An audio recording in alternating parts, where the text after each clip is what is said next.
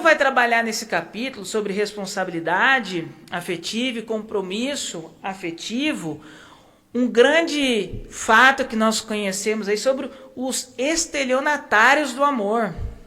Aqueles que iludem para usar a pessoa e depois, vai embora e deixa ela no sofrimento. Quando nós alimentamos no próximo uma esperança de amor, de cuidado, de paixão, de carinho, nós somos responsáveis por aquilo que nós alimentamos e na expectativa que nós criamos naquele próximo. E com o sofrimento que chega ao próximo, com a desilusão, nós vamos ser responsáveis por isso também. Estamos aqui, contraventores da lei do amor. Porque eu criei a expectativa de um processo afetivo e de uma comunhão que posteriormente eu não correspondi. Então preciso ter muito cuidado, principalmente hoje, né, onde nós temos umas relações muito frágeis ou sem responsabilidade nenhuma, apenas em busca de um prazer e de um comodismo imediato, na expectativa que eu crio no próximo. É responsabilidade. E nós falávamos, para falar mais um pouquinho, por que esses membros da família são tão parecidos. Como nós falamos da afinidade, vem aqui o pequeno trecho do Evangelho segundo o Espiritismo.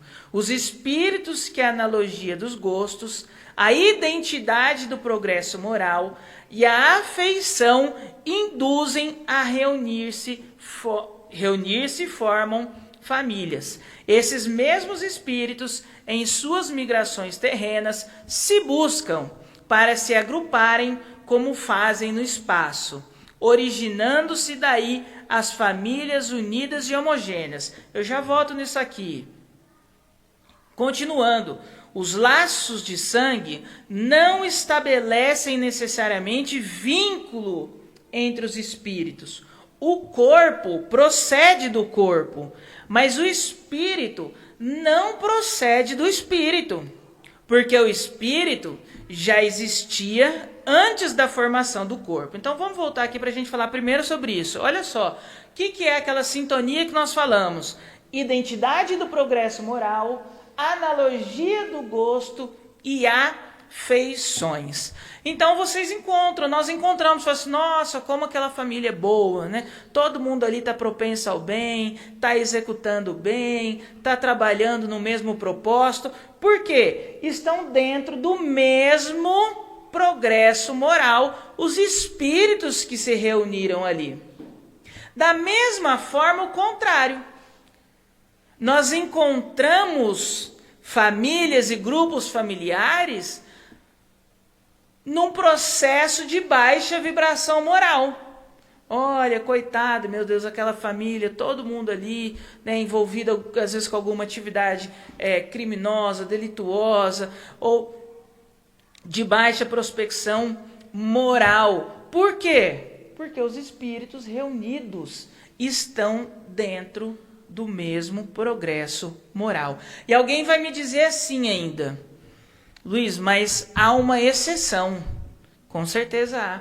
Porque eu já vi muitas vezes família toda desestruturada, né, um progresso moral muito baixo, e nasce ali alguém, um espírito, que é de extrema envergadura moral, né, que não coaduna com nada que acontece ali, e totalmente contrário. Sim, exatamente. Para quê?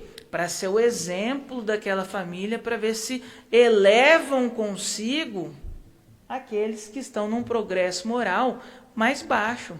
E ao contrário também, a família toda estruturada, toda caminha para o bem, mas olha só que progresso enorme que aquela família está conseguindo, mas de repente tem um filho que vem e faz lá alguma coisa que não deveria. Por quê? Porque aquele espírito nasceu ali para ter como exemplo aquilo que era bom para seguir. Quando ele vem aqui e fala isso, o Evangelho segundo o Espiritismo, acaba com um dos maiores mitos que nós temos. Porque alguém chega aqui e fala assim, olha, o João é bom, né? Porque também, né, filho de quem? Olha o pai dele como é bom, né? Como se eu recebesse a bondade e a moral por uma carga genética. Ou a ruindade e a baixeza moral por uma carga genética. Quando eu tenho aqui a clareza de que quem procede do corpo é o corpo. Então, o que eu recebo dos meus pais? Eu, Luiz Guilherme. O que eu recebi dos meus pais? Geneticamente. Tamanho, cor do olho, do cabelo, da pele. Os físicos que estão no meu rosto. A forma de andar, de falar. Geneticamente, recebi estrutura dos meus pais. 50% de cada um. E a minha condição moral? A minha condição moral é minha. Ela é do meu espírito. Mas os seus pais não têm nenhuma contribuição para isso? Tem, porque então eles me receberam e aquilo que eu tinha, eles melhoraram ou não. Então, essa é a parte de responsabilização que nós temos como pais, ou como tios, ou como avós, ou como sociedade, quando nós recebemos uma criança. Porque uma criança, quando ela chega então no planeta Terra, ela não é uma criança, um único bebê. Ela é um espírito milenar com várias e várias vidas, com várias e várias predisposições que estão vivendo ali, gravados dentro daquele perispírito. E é isso que explica muitas vezes muitas aflições que as crianças têm, que são inexplicáveis, porque eu recebo uma criança no meu colo, um bebezinho, um espírito, que pode ter sido, na outra vida, ter recebido um desencarne trágico, por assassinato, às vezes até por mim. E quando ele olha, tô lá eu de novo, ele faz o quê? Chora, né? Quando nasce, chora. Fala, meu Deus, né? Que é isso aqui? De novo, né? De novo, tava bom, já tinha me acostumado. De novo isso aqui, né? Tá doido. Não acaba não, né? Então chora, porque nós estamos recebendo um espírito com uma alta carga de sabedoria, ou não, da nossa vida. Lá em casa com a Luísa, um exemplo, para a gente entender o tanto que o trauma pode ser carregado de uma vida para outra. Nós nunca em casa fizemos nem ao mesmo uma brincadeira, nada relacionado, olha, se você não tomar esse remédio, você vai tomar injeção, vai ficar de castigo, vai pôr... Nada, nunca. Tratamos isso com muita naturalidade, não somos contra nada disso. Mas a Luísa, com 6 anos, ela mente que está doente, ela fala que não está, se ela tiver, porque ela tem medo de ir no hospital. Passar na frente do hospital, ela chora. Falar que vai no hospital para ela é a morte. No médico, então, meu Deus, o Dr. Marcos não está aqui hoje para dar prova disso, porque ele sabe que ela ia lá de pequenininha, olhava, queria morrer e sair. Não, desesperador o choro da Luísa, de se ela estiver na porta, tiver que ir. Você falar para ela assim, olha, está muito ruim, nós vamos ter que ir no hospital. Desesperador o choro dela. Um trauma de vida passada. Não tem o que explica. Não sei se esse espírito ficou lá na vida passada muito tempo internado. Não sei se internou quando criança, sei lá, nunca mais saiu. Se teve desencarne precoce dentro de hospital, ficou muito tempo. Nós não sabemos. Mas eu agora, que sou pai dela nessa encarnação, eu tenho que lidar com isso. Eu não posso simplesmente chegar para ela agora e virar e falar assim, ó, frescura danada, não aconteceu nada, bora pro hospital. dá uns 3 tapas, né? Fala, para com isso, se continuar chorando, fala para dar 2 injeções a mais lá. Não posso. Porque eu estou lidando com alguém que tem um trauma, uma situação vivida no passado, que nós não sabemos, porque nós temos o véu do esquecimento. É uma responsabilidade para nós. E aqui eu não estou nem falando só como pai, mas eu falo como sociedade. Porque nós temos que entender o que essas crianças fora estão passando da mesma forma, que são também a nossa responsabilidade. Compreender como integração essa vida como um todo. Ainda nessa semana, eu estava na fase terapia na psicóloga, e ela falou assim, olha, falando algumas coisas, ela falou assim, olha, Luiz, é muito difícil, né, mudar algumas coisas, porque nós estamos tratando hoje, trabalhando um Luiz que viveu assim 35 anos. Eu falei, olha, não vi 35 anos, não. Falei, não, vi uns 2.000. Nós estamos tratando um Luiz de 2.000 anos, que traz problemas e problemas e problemas vividos há 2.000 anos, que está em cada um de nós. E aí, às vezes, quando nós somos expostos a uma situação, nós nos expressamos de uma forma e nós não sabemos nem de onde é. Às vezes, você é colocado numa situação de estresse ou de briga, você sai fora de si, briga, fala um monte de coisa, volta e fala assim, nossa, nem parecia que era eu. Não era o eu de hoje, mas era o eu de uns 100, 200 anos atrás que buscou que lá dentro essa situação e se expressou agora de alguma forma. Somos todos assim. Então, quando nós olhamos, e aqui em especial, porque nós estamos falando de um tratamento espiritual, eu não olho uma individualidade, eu não olho um jovem de 16 anos, eu não olho uma criança de 6 anos, eu não olho um adulto de 40 anos, eu olho um espírito que vem sofrendo as gerações.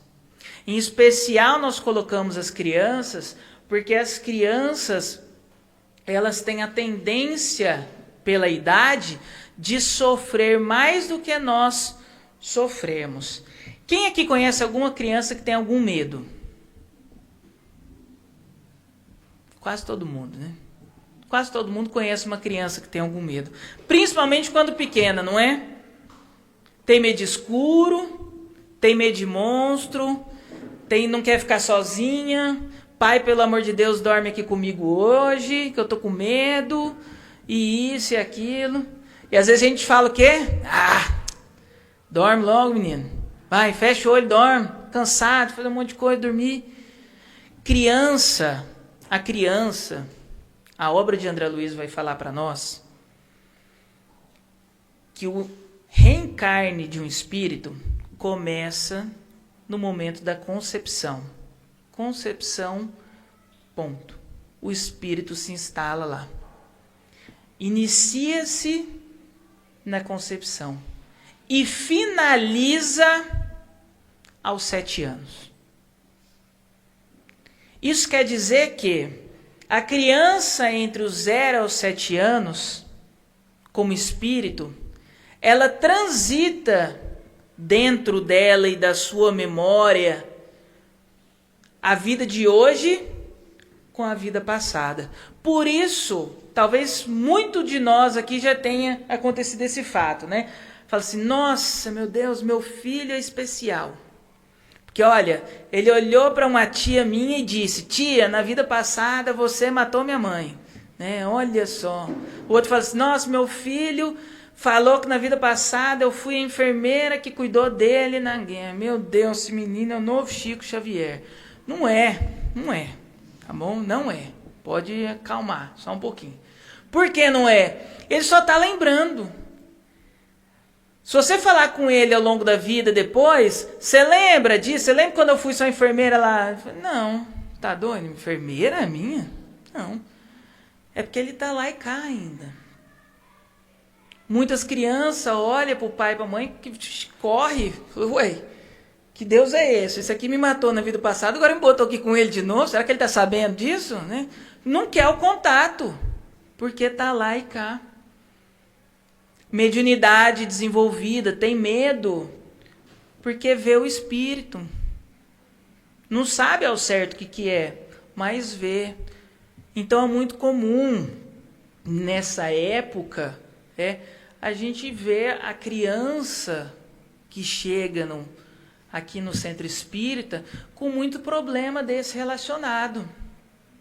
Nós tratamos com naturalidade. Olha, é um momento. Ele vai passar, mas é um momento. Está aí e vai acontecer. Então, essa é a responsabilidade nossa.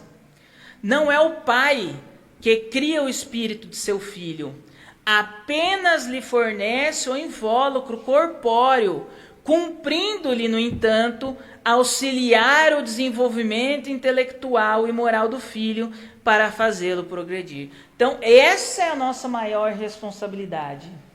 Auxiliar o desenvolvimento intelectual e moral do filho para fazê-lo progredir. Então, aquela criança que nós recebemos, que eu conheço ali, que está ali comigo, é compromisso meu, primeiro, obviamente, dos pais, mas se eu convivo com ela, estou naquele grupo, é meu também, auxiliar para ela desenvolver aqui, olha só, intelectual e moral, os dois. Infelizmente, nós temos vivido num mundo onde nós estamos nos preocupando, na maioria das vezes, com a educação intelectual e não moral. Porque nós estamos educando crianças para passar no Enem. Esse é o objetivo. Tem escola, primeiro ano, simulado. Mas ele está aprendendo a escrever, não fazer simulado. Que é isso que ele vai encontrar lá na frente. Porque nós estamos preocupados com o intelectual. E muitas vezes deixando a parte moral de lado. Não introduzindo essas questões nas nossas vidas. E continua o Evangelho segundo o Espiritismo. Mas muita dentre vós, em vez de eliminar pela educação os maus princípios inatos de existência anteriores, alimentam e desenvolvem esses mesmos princípios por uma culposa fraqueza ou por descuido, e mais tarde o vosso coração, ulcerado pela ingratidão dos filhos, será para vós, já nesta vida, um começo de expiação. Então olha aqui primeiro, muitos, ao invés de cortar ali, eliminar pela educação maus princípios, nós deixamos passar. Não, deixa ser assim mesmo. Né? Chico Xavier já falava, né? Ah, a criança está mentindo desde cedo. Ah, que bonitinho, pequenininho, está escondendo, né? Corta. Corta. São maus princípios. Não deixa, não. Muitas vezes por uma culposa fraqueza ou por descuido. O descuido é o quê? Às vezes nem é por maldade. Não é por maldade. Mas é um descuido. Deixa, não deu certo. E aqui, falei no início, nós não queremos culpar ninguém. Porque ninguém de nós aqui é perfeito, principalmente quem é pai, sabe da dificuldade, pai, mãe sabe da dificuldade que é criar um filho. Ninguém quer culpar ninguém das dores, porque nós fazemos aquilo que é o melhor, o que nós conseguimos fazer como melhor. Nós tentamos fazer o melhor, na maneira que nós entendemos ser o melhor.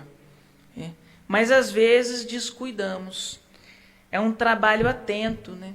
100%, que ninguém está isento disso. Ninguém está isento de passar por um problema familiar com filhos.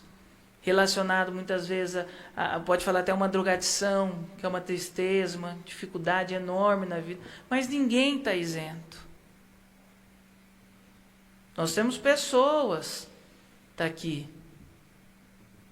Luísa cuidou com amor, com carinho, cresceu na casa, na evangelização, chegou na vida adulta, escolheu outro caminho, né? Que era aqui do bairro, conhecida, evangelizada, assistida da casa.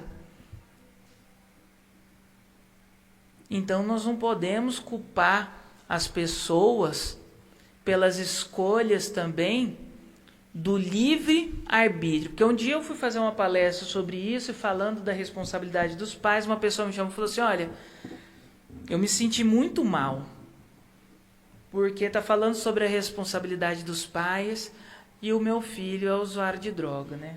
Quanto mal, então, eu fiz para ele? Eu falei assim, não é esse o aspecto. Você fez aquilo que você pôde fazer dentro do seu maior esforço. Mas aí eu volto àquele ponto. Nós estamos falando de um adolescente, de um jovem de 20 anos? Nós estamos falando de um espírito milenar. Se eu fiz tudo aquilo que eu podia fazer, mas ele decidiu fazer o contrário, que responsabilidade eu tenho nessa situação? O Livro dos Espíritos fala isso, porque foi questionado. Se eu fiz tudo o que podia e ele escolheu o caminho contrário, que responsabilidade o pai, a mãe, os avós têm isso? Nenhuma. Nós não temos, né? Porque há o livre-arbítrio. Desde o berço, a criança manifesta os instintos bons e maus, que traz da sua existência anterior, devendo os pais aplicar-se em estudá-los, que nós já falamos. Ainda deixei de exemplo esse livro aqui, esse livro Família, como eu citei, de Francisco Cândido Xavier. É um livro excelente para se fazer o evangelho no lar, em família. Cada evangelho faz a leitura de um capítulo, né? A família toda vai ser reeducadas. O primeiro capítulo começa: se é pai, não abandones teu filho aos processos evolutivos da natureza animal, que se fora menos digno de atenção que a hortaliça da tua casa, né? Cuida do teu filho. É a tua maior riqueza neste instante, é aquele que foi lhe entregue como filho. Se és filho, agora o contrário, se és filho, não despreze os teus pais, relegando-os ao esquecimento e subestimando-lhe os corações, como se estivessem em desacordo com os teus ideais de elevação e nobreza. Porque todos nós somos filhos. Nós somos bons julgadores dos nossos pais ou não? Sim. Como nós somos bons para julgar os nossos pais? Só? Meu pai fez isso, minha mãe fez aquilo, devia ter feito outra coisa, devia ter me mandado isso. Nós conseguimos dar solução para a vida dos nossos pais em 5, 10 minutos de conversa rapidinho. Mas para a nossa não. Porque nós julgamos. Olha aqui, não despreze. Nós devemos lembrar da mesma situação. Foi feito aquilo tudo que podia ser feito naquela situação. Esse é um outro livro que eu trouxe alguns trechos também, que é muito bom para fazer evangelho no lar, né? Constelação Familiar, de Valdo Franco, pelo espírito Joana de Ângeles, né? Quando ela diz, olha alguns trechos: no pequeno grupo doméstico, inicia-se a experiência da fraternidade universal, ensaiando-se os passos para os nobres cometimentos em favor da construção da sociedade equilibrada. Em razão disso, toda vez que a família se entibia ou enfraquece, a sociedade experimenta conflitos abalada nas suas estruturas. Isso é tão forte quando ela diz aqui, no início: no pequeno grupo doméstico, inicia-se a experiência da fraternidade universal. Se nós não temos fraternidade dentro do lar, não espere ter fraternidade no mundo. Eu costumava dizer, digo ainda muitas vezes, que se a criança não aprendeu em casa a levantar da cadeira para aquele que é mais velho sentar-se no lugar dela, não espere que ela vai fazer isso no ônibus quando tiver adulta, porque não vai. Então é isso. Eu aprendo aonde? No grupo doméstico, iniciando-se a experiência de fraternidade.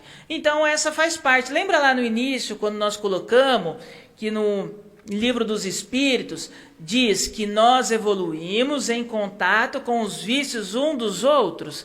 É dentro da família, então. Quem tem irmão? Pode levantar a mão. Tinha briga? Demais. Demais, né? Irmão tem briga demais. Meus 2 menores dividem um quarto, Pedro e Heloísa. Meu Deus do céu.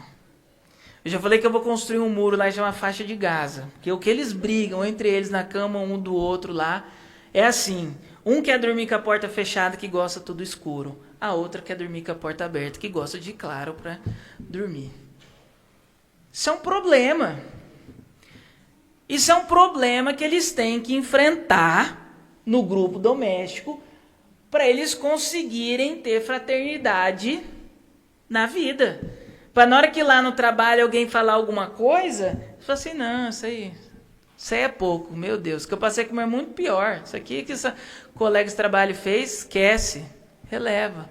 Tem que achar um mecanismo, A gente criou um jeito, então, põe uma luzinha pequenininha do lado da cama da Luísa e colocamos tapa-olho no Pedro. Então ele dorme tudo escuro e no clarinho ao ladinho dela. Mas para aprender a convivência, Nós que tivemos irmãos, muitos irmãos, porque era mais comum ter mais irmãos, quanto mais velho era o tempo, né? Nós aprendemos a compartilhar muito mais do que hoje. E não era nem voluntário, não, era porque não tinha muitas vezes, né? Era o que tinha que dividir para todo mundo, e assim era. Quem era irmão era assim, hoje você usa, amanhã é ele. E pronto. Lembro quando lançou o computador, eu falei assim, um dia é seu, um dia do seu irmão. Pronto. Hoje, cada um na casa, facilidade, tem um celular.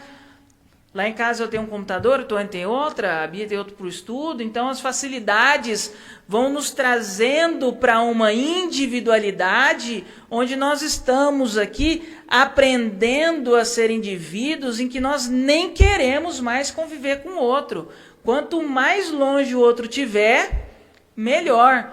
Sabe aquela coisa assim, se tocar a campainha eu vou fingir que eu nem estou aqui em casa, escondidinho, inquieto, nem respira, né? Porque eu não quero que seja alguém que venha aqui me incomodar. Quando nós, ainda pequenos, eu peguei essa época, o que nós queríamos era que alguém fosse na nossa casa chamar para brincar, porque minha mãe não tinha deixado, e às vezes se o vizinho fosse chamar, eu falava assim, mãe, posso, tá aqui, né? E ela ficasse sem graça de falar não na frente dos outros, porque ela já tinha falado que eu não ia. O que nós queríamos era isso.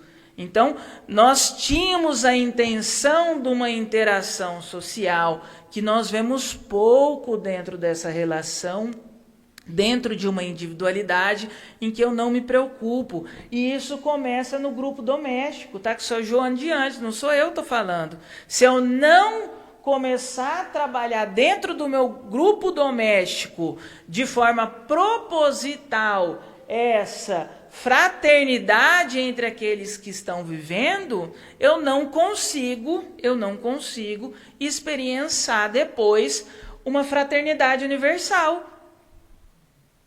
Era comum, você tem irmão, quem tem irmão sabe, vai assistir o desenho, vai assistir qual? Cada um quer um, assiste de um primeiro, depois do outro. Hoje não, então vocês estão brigando, vai cada um para um canto, cada um assiste uma televisão, pronto, e não tem briga. E eu aprendo cada vez mais que eu tenho alguma forma, então, de fazer valer aquilo que é meu. Era o meu direito, eu consegui conquistar. O outro conseguiu conquistar através de uma individualidade, não de um compartilhamento.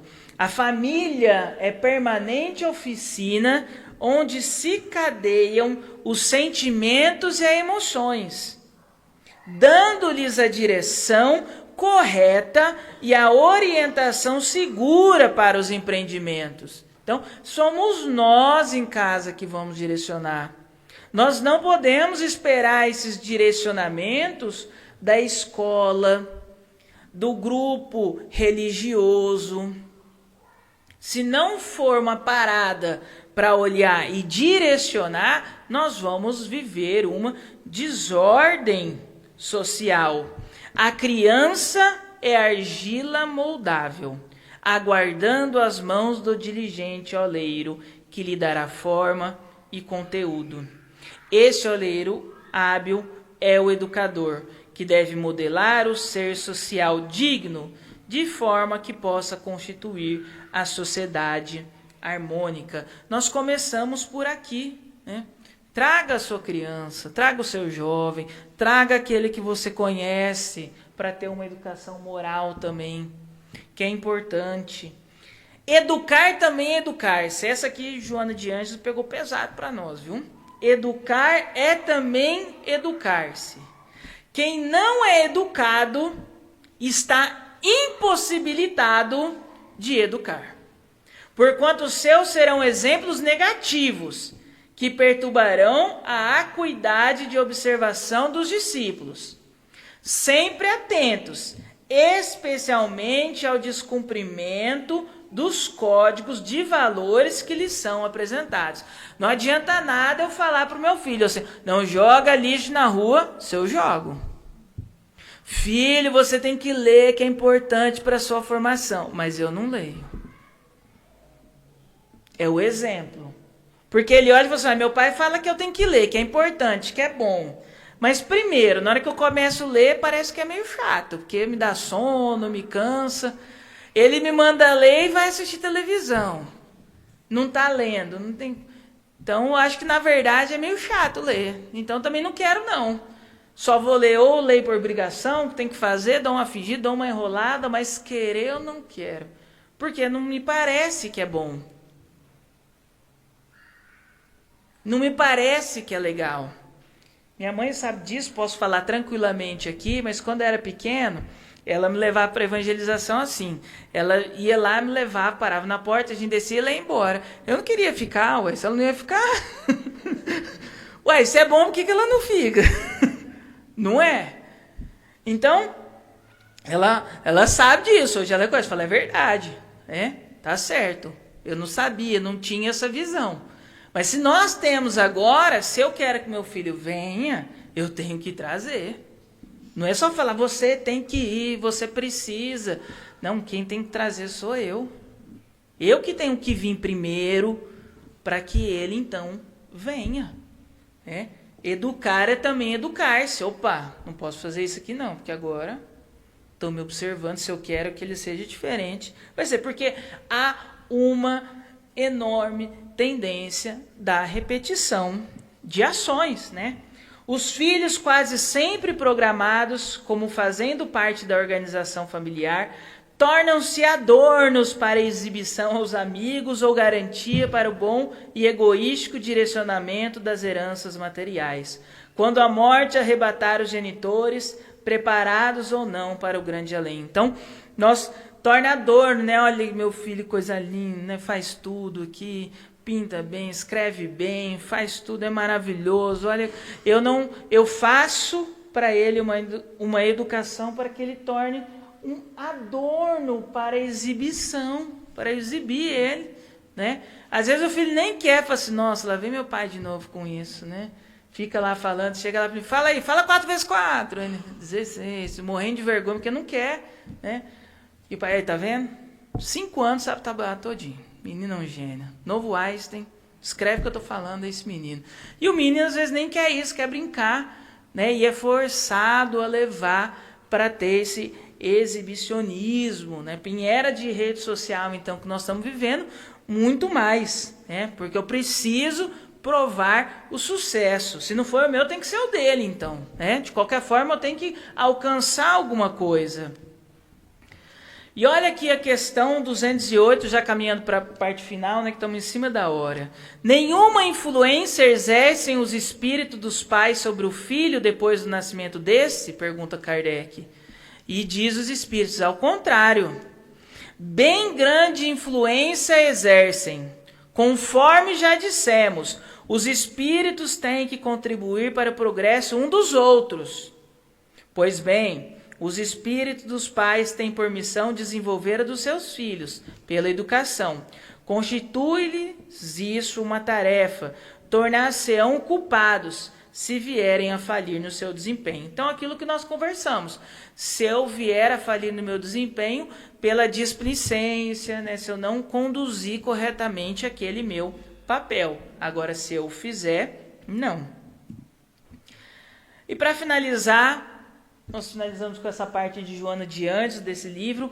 Cabe desse modo aos genitores a imensa alegria que se deriva da oportunidade de haver recebido, nos braços da afetividade, espíritos de variadas procedências, amigos de ontem e adversários de épocas anteriores, que se reuniram pela consanguinidade a fim de encontrarem o rumo da paz, ensaiando recomeços e reparações, em processo penoso de expiação ou em tarefas missionárias de redenção.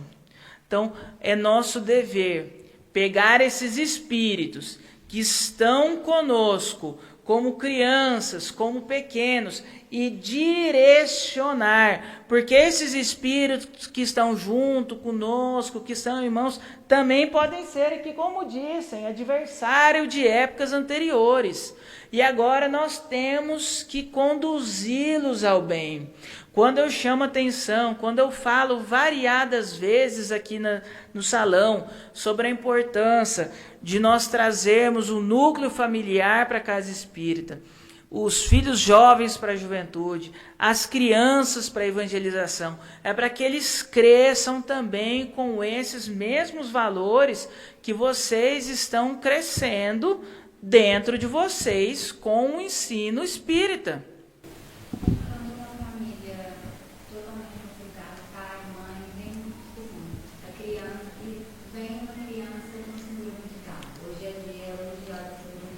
Aham. Para mim, uma criança com Down, no meu ver, né?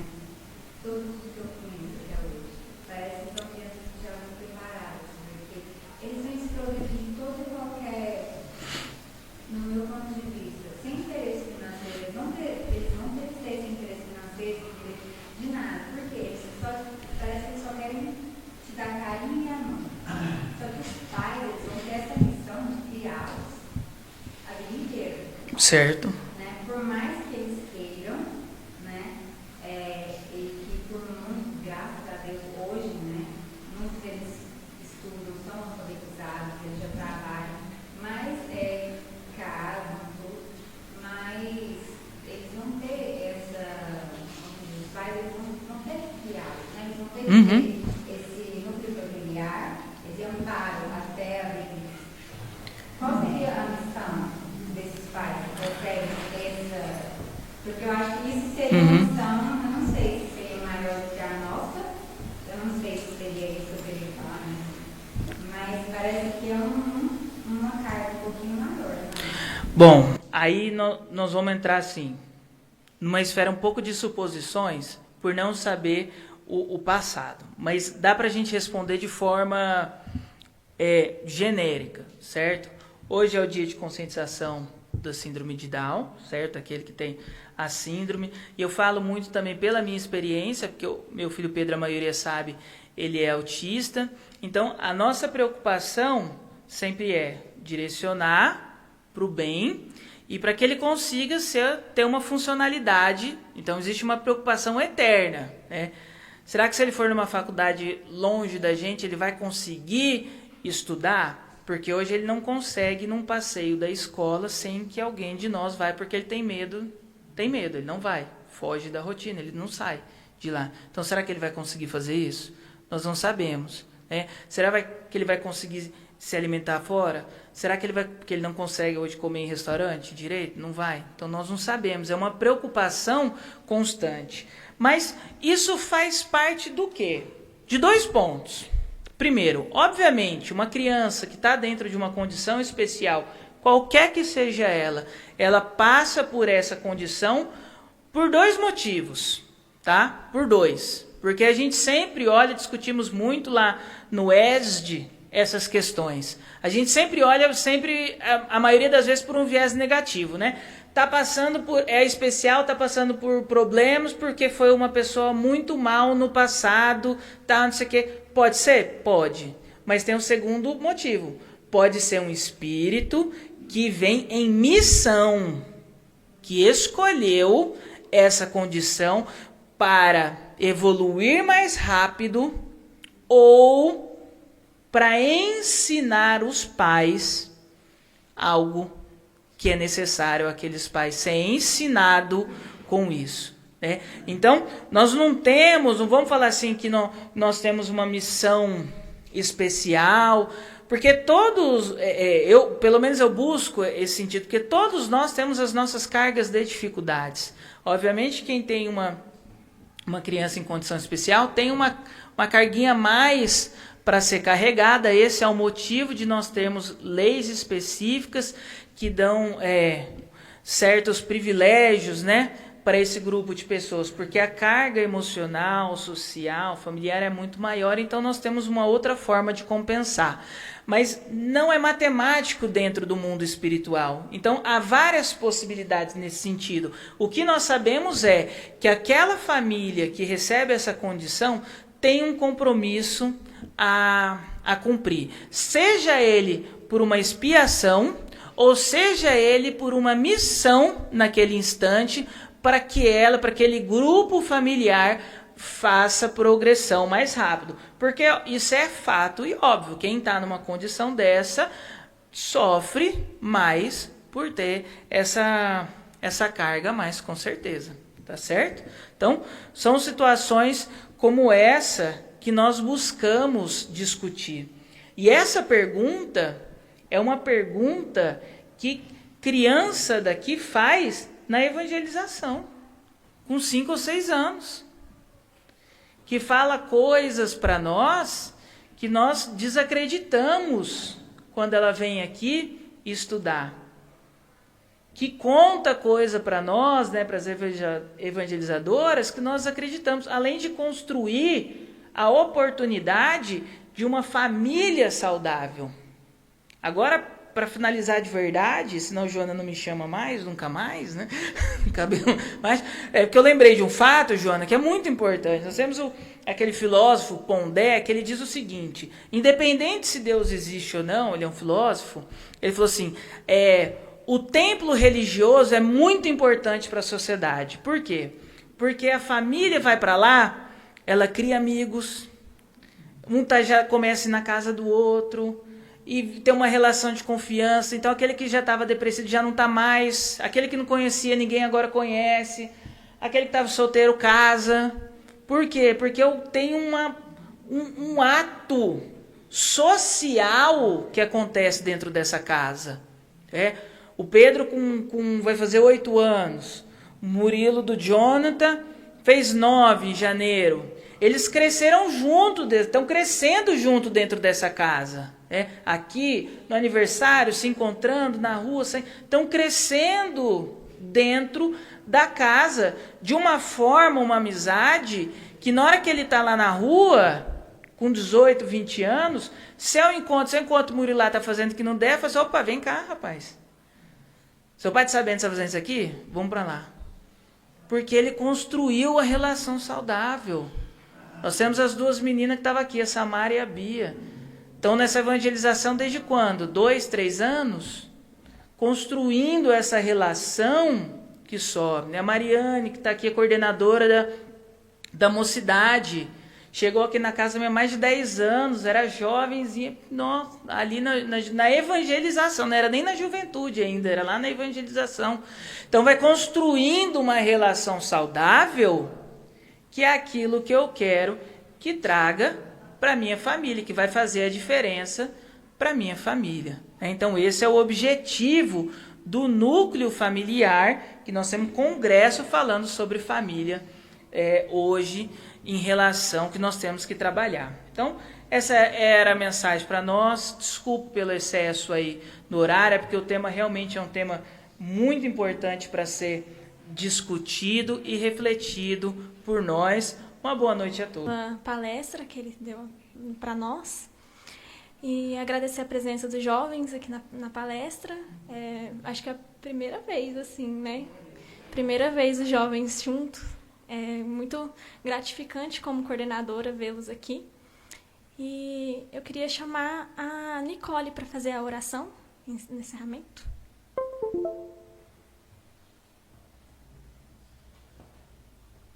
Boa noite, gente.